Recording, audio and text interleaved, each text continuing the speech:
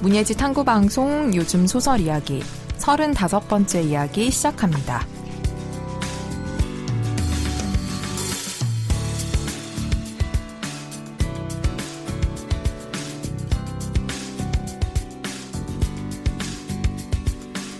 안녕하세요. 저는 해방촌에서 문학서점 고유서사 운영하고 있는 차경입니다. 네, 안녕하세요. 저는 KBS 1라디오에서 라디오 프로그램 제작하고 있는 이주영입니다. 네, 오늘은 저희가 문학과 사회 2020년 봄호, 그러니까 통번호로는 129호를 들고 왔어요.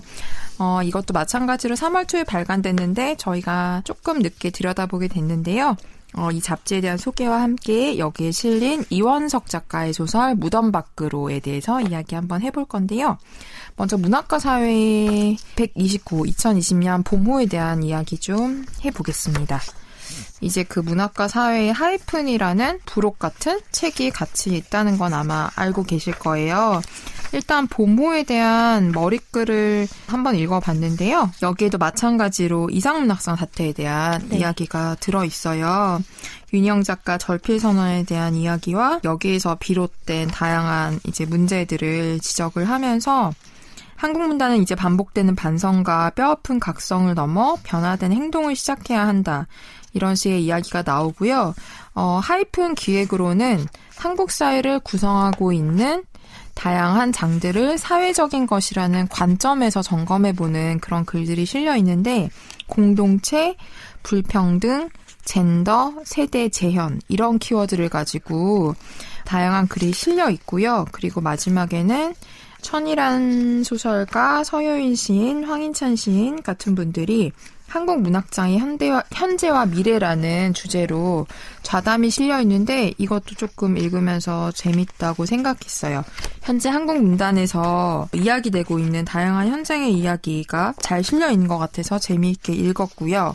그래서 약간 문학과 사회 봄호가 다루고 있는 주제나 거기에 실린 글들이 다른 호에 비해서 조금 뭐랄까 되게 사회적인 이슈, 그러니까 문단의 이슈를 좀 정면으로 다루거나 현재 한국 사회에서 벌어지고 있는 여러 가지 일들에 대해서 조금 목소리를 좀 더 가까이 다가가서 내고 있다는 생각이 들었습니다.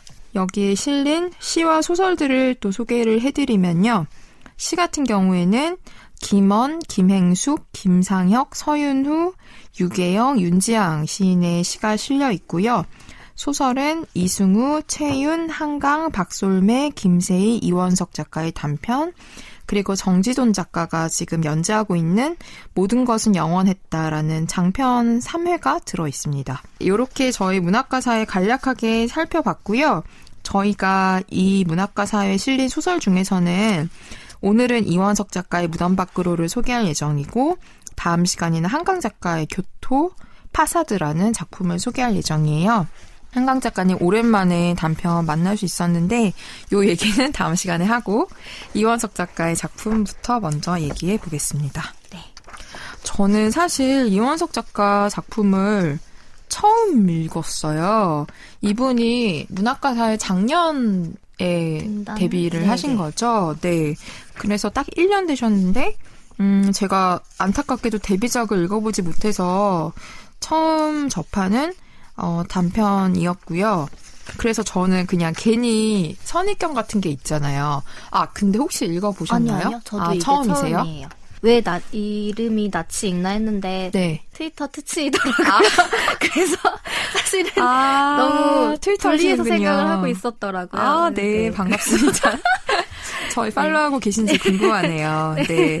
그래서 저는 그냥 이거는 진짜 그냥 선입견, 편견 말도 안 되는 건데 왠지 문학과 사회를 등단한 맞아요. 신인이면 조금 서사보다는 어떤 형식에 되게 파격적이거나 좀 새로운 실험점인 그런 작품일 거라고 괜히 생각했었나 봐요. 근데 이 무덤 밖으로라는 작품은 되게 서사에 충실한 작품처럼 저한테는 되게 느껴졌었어요. 네. 그래서 도입부터 되게 재밌는 설정이 있어서 도입부터 되게 재밌게 읽었는데 줄거리부터 간단하게 설명을 해드리면 화자인 내가 6살쯤에 엄마를 떠나서 이모와 함께 살게 된 적이 있었어요.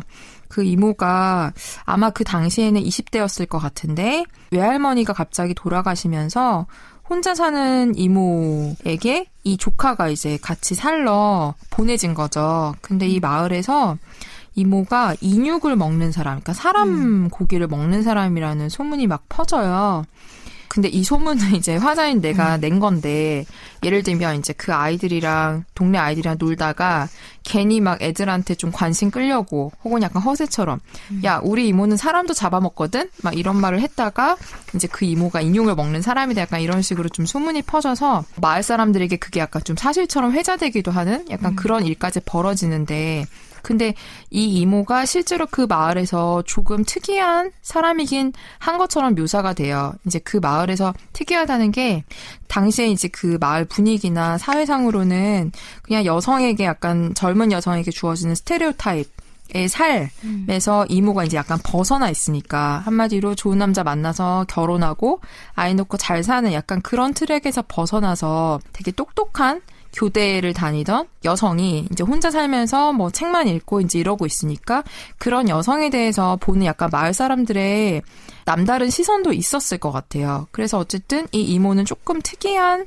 사람 취급을 받고 이 이모와 같이 사는 6살짜리 남자아이인 나도 괜히 이제 그런 식의 소문도 퍼뜨리고 약간 그렇게 이모와 살고 있는 와중에 이 이모를 찾아오는 나와 동갑인 여자아이가 생기게 되죠. 이 여자아이는 이모 집에 있는 책을 너무너무 사랑하고 이모와 같이 공부를 하는 것도 좋아하고 그리고 나도 이 여자아이에게 호감을 어느 순간 갖게 되고 근데 그러다가 이 여자아이가 사망하게 되는 사건이 발생을 하고요.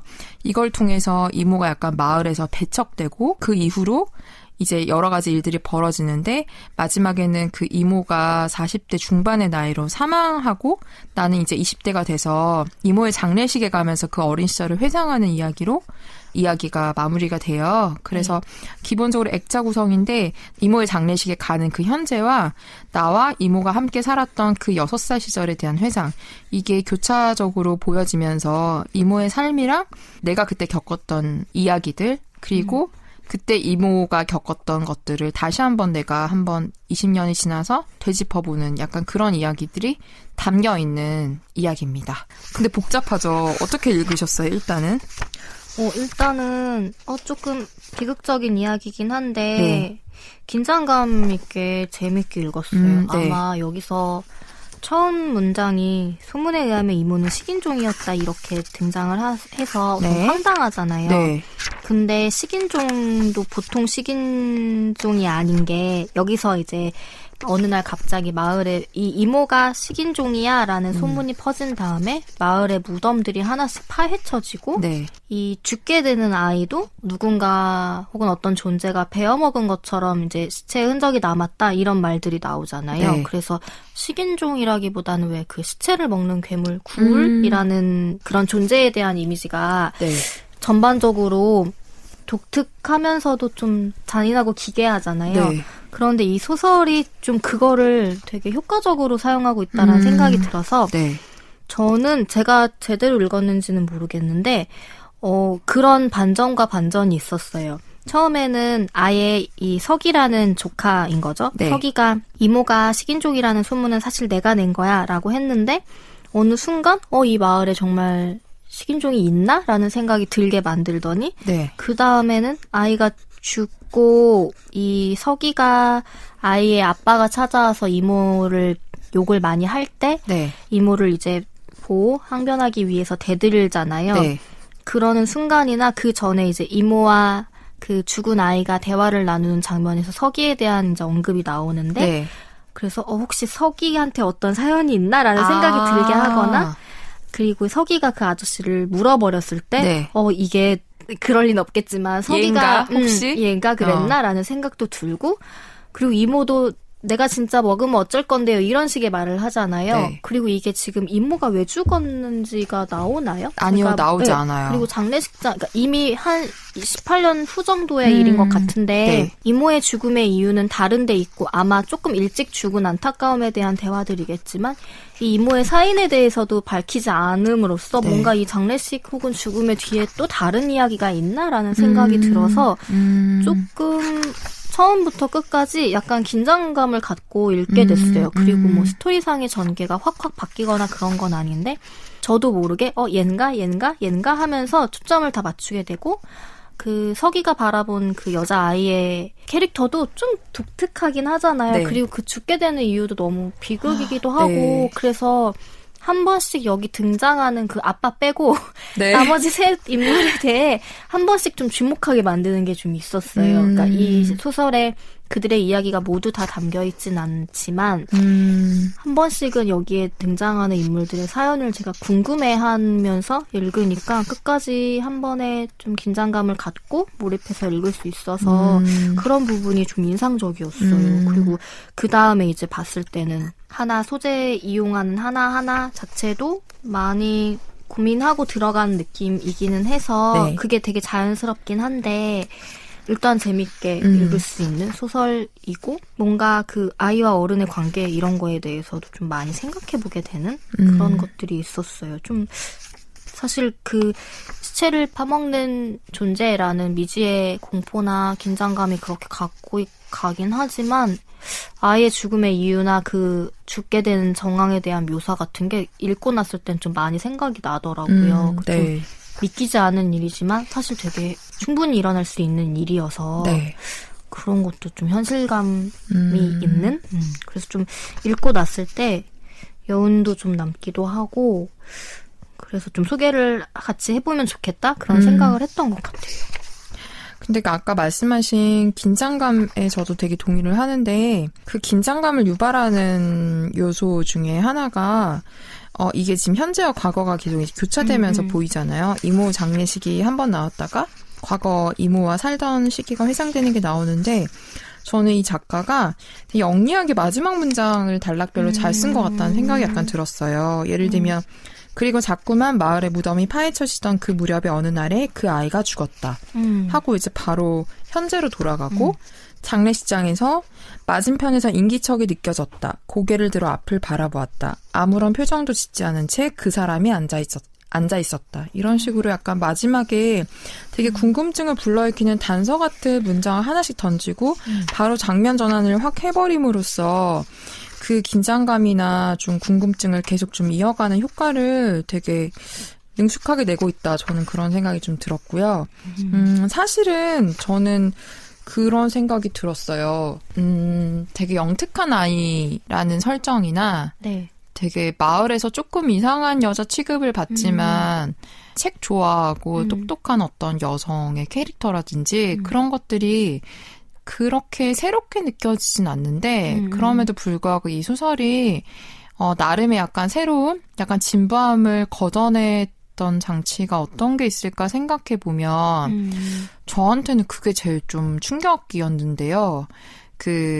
여기서 이제 죽은 그 아이, 그러니까 이모를 되게 따르던 여자아이가 무덤 옆에서 죽은 채로 발견되는데 그 사인이 알코올 중독이잖아요. 네. 그러니까 급성 알코올 네. 중독인데, 그럼 이 아이가 이제 양조장집 딸인데 네. 아버지가 양조장을 하는 거기서 술을 훔쳐다 먹게 되는 이제 그 이유가 이제 아버지 때문인 건데, 어쨌든 저는 그런 식으로 이 아이가 알코올 중독 으로 6살짜리 아이가 사망했다는 저는 그 부분이 되게 충격적이면서도 네, 크게 와닿았던 것 같아요. 그러니까 사실상 이 아이가 이제 아마 여기 암시된 바로는 친부에 대한 성폭력 때문에 되게 괴로워하다가 결국은 네. 이제 스스로 약간 목숨을 끊은 것처럼 보이는데 6살짜리 아이가 그런 식의 행동을 한다는 것 자체도 조금 충격이고 그런 부분들이 여기에 들어가 있어서 저한테 좀 이 이야기가 다른 많은 이야기들과 약간 다른 차별점과 그런 점을 저한테는 좀 환기하는 부분이었던 것 같아요. 맞아요. 네. 그 나중에는 이 아빠라는 인간이 네, 아빠란 그 진짜 인간이. 이모를 찾아와서 네가 죽인 거 아니냐고 막 욕을 하잖아요. 네. 근데 그게 어쩌면은 사실은 자기가 아이한테 했던 짓을 아이가 이모한테 얘기했을까봐 두려워서 찾아왔을 수도 있겠다는 생각이 들더라고요. 그러니까 네. 경찰들이 아이의 죽음에 대해서 이제 조사를 할 때 이모를 찾아와서 얘기를 그런 뉘앙스의 말을 흘리는데 네. 이번 일과는 관계가 없다는 식으로 이모한테 자세히 얘기해주지 않잖아요. 그 정말 어떤 정황인지만 추측하게 정도만 언급이 되는데 이게 아빠가 아무리 취해 있어도 정말 이 이모가 그랬을 거라는 생각을 한다는 것 자체도 비정상적이지만 네. 굳이 찾아와서 이렇게 오랜 시간 계속 욕을 했다고 하잖아요. 네. 그게 어떤 아이한테 혹시라도 어떤 말을 들었을까봐에 대한 공포도 있을 것 같다는 생각이 좀 드네요. 근데 제가 하나 이해가 안 된 장면이 있는데 네. 이게 상상인지 진짜인지 모르겠는데 아이가 죽었다고 나온 다음에 네. 서기가 이모는 아무도 만나고 싶어하지 않아 하고 아이가 그러니까 찾아온 아이가 네네. 내가 왔다고 말해줘 내가 여기 왔다고 그랬더니 계속 이모는 아무도 만나고 싶어하지 않아.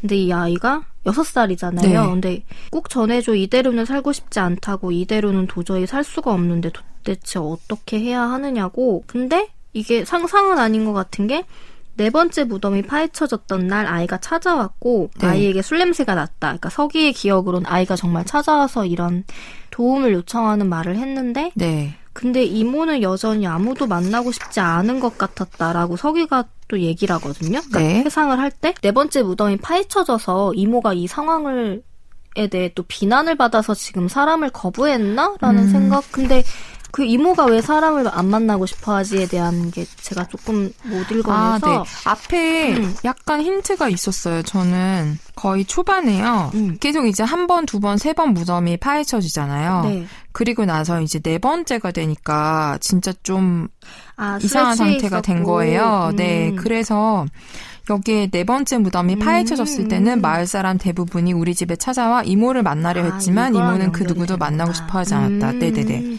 왜냐면은 그 전부터 비판이 있었을 것 같은데. 맞아요. 비난이 있었지. 네. 근데 아이랑은 계속 잘 만났잖아요. 네. 근데 그럼 그거구나. 서기가 어쨌든 이 여자아이를 좋아하는 마음으로 돌아서긴 했지만 네. 질투하는 마음도 있긴 있었고 네. 그냥 아이의 무고함일 수도 있겠구나. 그러니까 결국에는 이날 거절을 하고 심지어 이모한테 말을 안 전했잖아요. 네. 근데 저는 오히려 제가 좀 의문인 점은 그 다음에 이제 이렇게 나오죠. 아이가 이제 이 말 전해달라고 했는데 나는 아이의 말을 꼭 전하겠다고 약속했지만 다음에도 그 다음에도 아이의 말을 이모에게 전하지 않았다. 솔직히 말하자면 이모의 장례식 전까지 아이가 그런 말을 했다는 사실조차 까맣게 잊고 있었다. 이거가 저는 이해 안 돼요. 왜냐하면 아이가 죽었잖아요. 그 이후에. 네. 근데 어떻게 이게 생각이 안 날 수가 있죠? 근데 이거 네. 그 이유가 뭔지는 저도 모르겠지만 네. 저희 다음 시간에 임소라 작가 소설 얘기하잖아요. 희고 네. 중군 부분. 거기에 이런 상황들이 많잖아요. 네. 사실은 되게 중요하다고 할 수 있는 건데 누군가가 이제 자살 시도를 했고 안 좋게 끝났는데 그 이유에 대해 다들 잊어버렸거나 궁금해하지 않았거나 그러니까 어떤 맹점에 대해 얘기를 하잖아요. 네네네. 그 소설이. 근데 저도 충분히 이럴 수 있을 것 같거든요. 왜냐하면 갑작스러운 죽음을 겪은 다음에 자기의 그 경험과 그 죽음을 연결짓지 못하는 경우들이 있는 것 같아요. 그래서 아이가 찾아왔던 기억이나 네. 자신이 말을 전하지 않았다는 사실도 다른 충격 때문에 그냥 지워져 버렸을 수도 있을 것 같아요. 그러니까 불가능한 일은 아닐 것 같고 아니면은 얘가 그 말을 떠올리면 순간적으로 내가 이 아이를 죄의식 때문일 수도 죄의식이 있고. 갑자기 떠오를까봐 네. 본능적으로 그것을 묻었을까요? 그래서 그 다른 소설 이제 소개해드릴 그 소설에도 그런 식의 정황 같은 것들이 좀 드러나기도 하고 네. 제가 최근에 읽은 외국 단편이었는데 그것도 어린 시절 단짝이었던 친구가 납치되어 살해됐는데 30년이 지난 다음에 자기가 그 사건의 배심원이 될 수도 있는 상황에 놓여 있는 거예요. 근데 배심원 후보로 이제 면접을 보러 가는 과정을 이제 들어갔을 때 당신이 배심원이 만약에 된다면 맡을 사건은 이겁니다 했는데 그 배심원을 이렇게 선정되면 설문지를 써야 되는데 당신 혹은 주변 가족 혹은 지인들이 범죄의 피해자가 된 적이 있습니까? 라는 거를 이제 설문을 해야 되는데 그냥 소매치기 당한 것 정도만 쓴 거예요. 네. 근데 자기가 이 나이랑 비슷한 아주 어린 나이에 단짝이었던 애가 살해된 경험이 있는데 그거를 잊고 있었는데 갑자기 그 사건에 이제 배심원이 될 뻔한 상황이 되면서 자기가 그 아이를 잊은 건 아닌데 그 죽음이 범죄와 연결된 거라는 것까지는 연결을 못한 그러니까 그런 혼란에 대해 나오기는 해요. 그래서 이게 당연히 중요한 마지막으로 어쩌면 이모를 찾아왔을 수도 있는 일이긴 한데 네. 아이의 입장에서는 이것과 그 죽음을 연결시키는 게 불가능했거나 아니면 정말 자기도 설명할 수 없지만 마음에 죄의식 같은 게 있어서 지워버렸을 수도 있을 것 같기는 해요. 근데 그렇다면 이모가 지금 다시 그걸 반추해내면 너무 끔찍할 것 같은데. 근데 네네. 이렇게 얘기하면 그렇지만 이모가 몰라서 다행일 수도 있을 것 같기는 하다. 맞아요. 그런 네. 거 알았으면은 그러니까 이게 이모가 왜 죽었는지는 나오지 않지만 어쨌든 지금 어린 시절 그 동네에 있던 사람들을 이 서기가 만나게 되면서 이 이야기를 또 생각해내는 거잖아요. 네. 어릴 때 있었던 그런 것들은 어쩌면 이모한테는 나중에 또 몰랐을 테니까. 근데 이 아저씨 있잖아요. 이 딸 아이 아버지 너무 양심 없지 않아요? 어떻게 장례식장에 찾아와요? 저는 너무 끔찍했어요. 너무 끔찍했어요. 얘가 그리고 심지어 나도 그냥 왜 사과하지 않을까로 끝내. 혼잣말로. 너무 아마 화났어요. 서기도 그런 거를 알았을까요? 이 아빠가 그 아이한테 했던 일에 대해? 근데 그 대화를 어차피 기억하긴 하지만 하자인 나의 회상 안에 그게 들어가 있으니까 저는 어릴 땐 어떤 의미인지 몰라도 몰랐겠죠. 지금은 알겠지? 네. 근데 아마 사과라는 거는 이모에 대한 얘기일 것 같고 네, 이모에 대해서 왜 사과하지 않을까 한 것 같아요. 근데 이 서기도 그 일과 그 딸한테 했을 수도 있는 일이랑은 생각하지는 않는 것 같기는 해요. 그러니까 뭐 그거는 여기서 드러나지 않아서 모르는 걸 수도 있지만 네. 이 남자에 대한 비난이 약하기는 하죠. 근데 네. 이 장례식장에서 지금 계속 혼란스러운 그 상황, 고스톱 치는 이 노인들에 대한 것도 한몫을 하긴 하니까 네. 그럴 순 있는데 근데 이 아저씨가 찾아오는 것도 사실은 이해할 수는 없는 행동이지만 할 법한 일, 일어날 법한 일들이 맞아, 일어날 법한 일이긴 해요. 이거 네. 약간 그런 뭐 범죄 현장에 다시 가보는 네. 그런 거랑 비슷할 수도 있고 아니면 그냥 되게 무감한 거죠. 내가 잘못한지 맞아. 모르는 거지. 근데 뭔가 가야는 할 것 같고 이런 네. 생각이 들었을 수도 있겠다. 근데 사실 제가 제일 이해 안 되는 부분은 아니 외할머니의 갑작스러운 죽음으로 혼자가 된 이모의 곁에 6살 남자애를 보낸다고요? 그래서 이상하지 저도 않아요? 사실은 네. 그것 때문에 저도 네. 오히려 이모가 서기를 맡아야 될 이유가 있었는데 서기한테 그렇게 설명해주지 않았을까 싶어서 서기한테 어떤 문제가 있으려나라고 중간에 생각을 했었어요. 왜 아이랑 얘기할 때 네. 뭐 서기가 나랑 살아주는 것도 고맙고라는 식으로 얘기를 하긴 하는데 네. 이 이모가 6살 아이한테 의지할 것 같지는 그러니까요. 않은데 네. 그리고 어쨌든 계속 사건이 일어나고 서기가 좀 비뚤어진 상태이기도 하고 네. 그래서 부모에게 무슨 일이 있어서 맡겨졌는데 핑계를 이렇게 댔거나 아니면 서기에게 무슨 일이 있어서 맡겨졌거나 둘 중 하나이지 정말 이모를 위해서라고는 생각은 잘 안 그럴 수 들기는 있겠네요. 하죠. 왜냐하면은 여기 보면 엄마 혼자 사는 것처럼 보이죠. 아빠가 없는 것처럼 보이니까. 그래서 뭐 엄마가 이혼을 하고 그럴 맡겼다거나 수도 그럴 수도 있고. 있겠네요. 그냥 자기가 객식구인 거는 아는데 네. 이모를 위해서라고 이모가 스스로 그렇게 얘기했을 수도 있을 것 같아요. 아이가 상처받을 수도 있으니까 그 이유를 진짜 드러냈다면은 그러니까 괜히 얘는 이모가 미워지니까 네. 이모가 사람 잡아먹는다고 소문을 내기도 하고 근데 아마 그 소문 자기 조카가 낸 거 알고 있을 텐데 이모도 네. 그냥 다른 식으로 혼내거나 하지 않고 계속 이 아이를 혼내지 않잖아요. 네. 그래서 저는 그 긴장감을 가졌던 이유 중에 하나도 서기에게도 어떤 사연이 있을 텐데 분명 그거를 드러내지 않으면서 계속 가져가니까 이 분위기를. 저는 서기에게 사연이 있을 거라고 생각하지 못했는데 그렇게 말을 들으니까 되게 이 소설이 다시 좀 무서워지네요. 엄청나게 많은 게 숨겨져 있을 수도 있겠다는 생각이 또 드네요. 그냥 나중에 그 장례식장에서 엄마랑 이 아들인 서기가 하는 대화는 되게 따뜻하고 네. 평범한 모자지간의 네. 대화이기는 한데 이 마을 자체 그리고 나중에 그 무덤이 파헤쳐진 이유도 결국엔 고라니 네. 때문이었고 아이가 그 무덤이 파헤쳐진 데에 또 영향이 있었던 거잖아요. 그쵸. 거기서 술을 계속 네, 마셨으니까. 근데 막걸리를 훔쳐다 마시는데 어른의 눈을 피해서 마셔야 되니까 아이가 무덤가를 찾아가서 마시고 마치 이제 뭔가 음복하듯이. 하듯이 그걸 무덤가에 뿌렸더니 먹을 거에 냄새를 맡고 고라니들이 와서 파헤쳤다라고 경찰은 결론을 냈는데 그런 장면을 상상하니까 너무 슬프고 좀 이상한 거예요. 네, 맞아요. 그냥, 너무 이상해요. 이 어린 아이가 네. 무덤가를 찾아가서 막걸리를 마시고 6살이. 그게 이제 독이 되니까 죽을 수밖에 없는 상황. 근데 4번째 무덤에 파헤친 날이 아마 또 그런 일이 일어났을 수도 있는 날인 거고. 맞아요.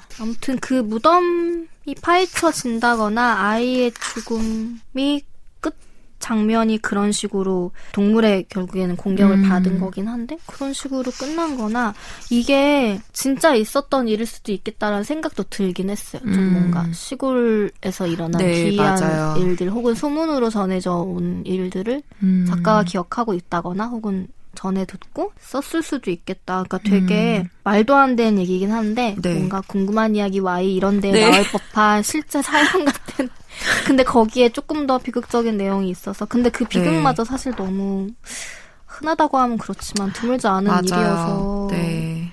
그리고 아이의 이 급성 알코올 중독에 대해 그냥 들어본 것 같기는 해요. 이런 그래요? 식으로.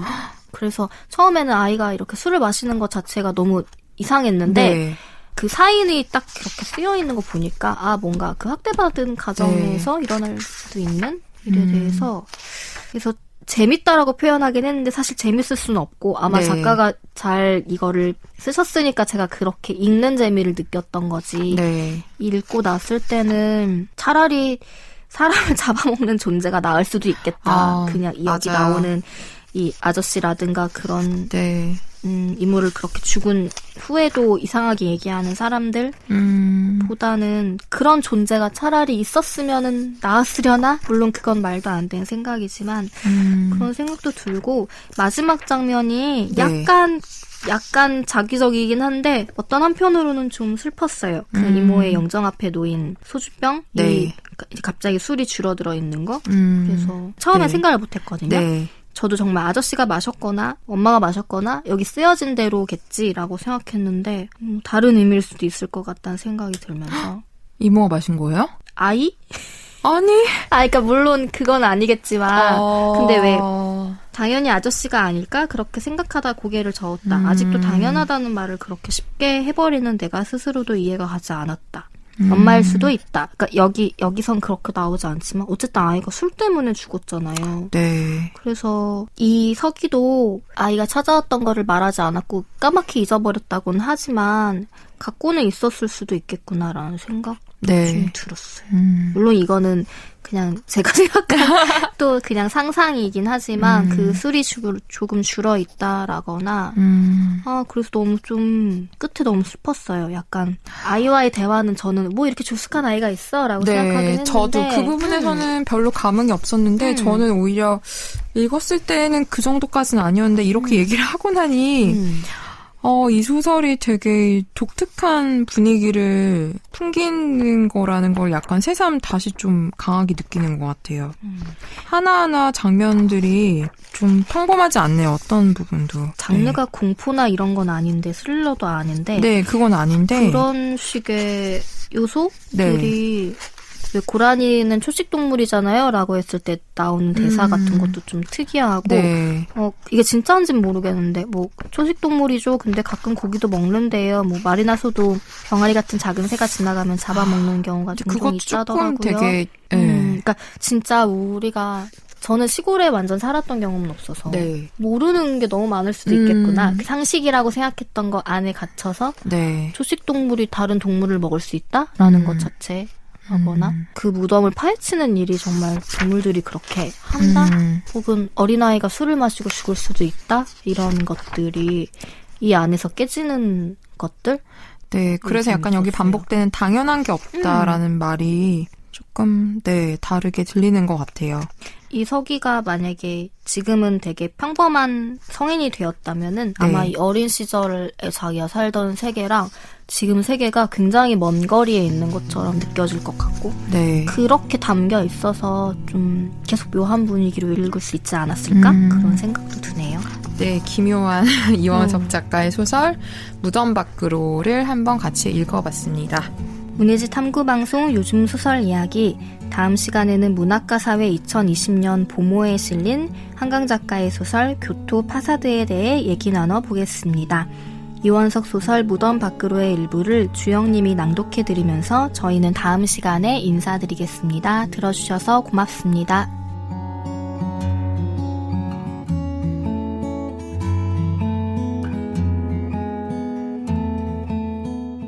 나는 영정 앞에 놓인 소주병을 집어 안을 확인했다.